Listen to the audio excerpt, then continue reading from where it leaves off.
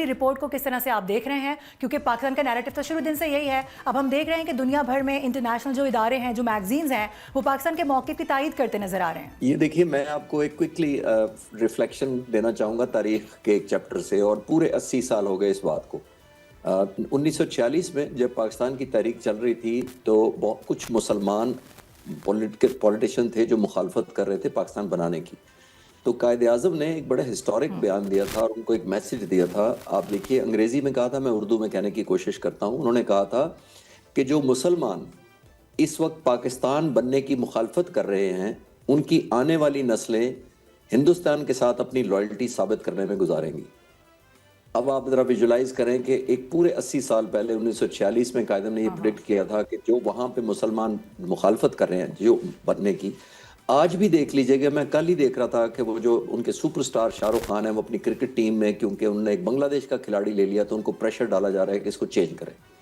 تو یہ جو منارٹیز ہیں یہ آج کا نہیں ہے. یہ انفارچونیٹ پارٹ یہ ہے, وہاں پہ ایک weapon as a tool of political victory یا پولیٹیکل مائلیج کے طور پر لیا جاتا ہے کہ جتنا آپ منارٹیز کو مارجنلائز کریں گے, جتنا زیادہ آئسولیٹ کریں گے یا جتنا زیادہ تنگ کریں گے, اس کے اندر شاید ان کی ووٹ بینک بڑھتا ہے یا ان کی پاپولیرٹی میں اضافہ ہوتا ہے. اور یہ حیران کن طور پر یہ کوئی سرپرائز میں اس لیے زیادہ ہوتا ہوں کہ یہ اتنا بڑا ملک ہے, دنیا کی سب سے بڑی پاپولیشن ہے.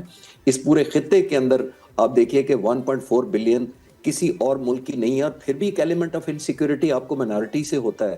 یہ حیران کن بات ہے, اور یہ آج کا نہیں ہے, یہ ٹریڈیشنل ہسٹری ہے. جو آپ کہہ رہی تھی, جس کی طرف معروف اشارہ کر رہی ہیں, دیکھیے دنیا نے اب ریلائز کرنا شروع کر دیا ہے. ہم تو بہت سالوں سے یہ کہہ رہے تھے کہ مذہب کے نام پر اور دوسری جو ڈسکرمنیشن کی جاتی ہے. ابھی ان کے چیف منسٹر نے ایک مسلمان بچی کا جو حجاب ہٹانے کی کوشش کی تھی. یہ جیسچر نہیں ہے, یہ ایک مائنڈ سیٹ ہے بنیادی طور پر. یہ کوئی نیگیٹو اس طرح کی سٹینڈ الون, یہ سوچ ہے, یہ انسیڈنٹ نہیں تھا صرف سٹینڈ الون.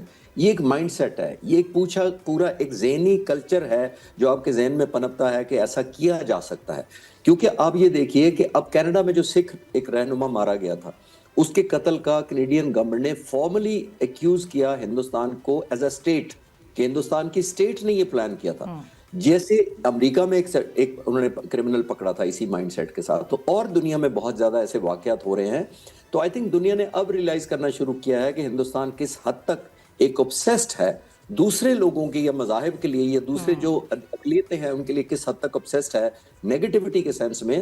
تو یہ ایک شکرانے کی بات یہ ہے سارے کے اندر کہ ویسٹ کو اب ریلائزیشن ہونا شروع ہوئی ہے, جس کو کہتے ہیں نا نیگیٹیوٹی کی جو گرمائش یا ہیٹ ہے وہ ان تک پہنچی ہے. تو ان کو ریلائز ہوا ہے کہ here is a country. Subscribe کریں اور بیل دبائیں تاکہ کوئی خبر رہ نہ جائے.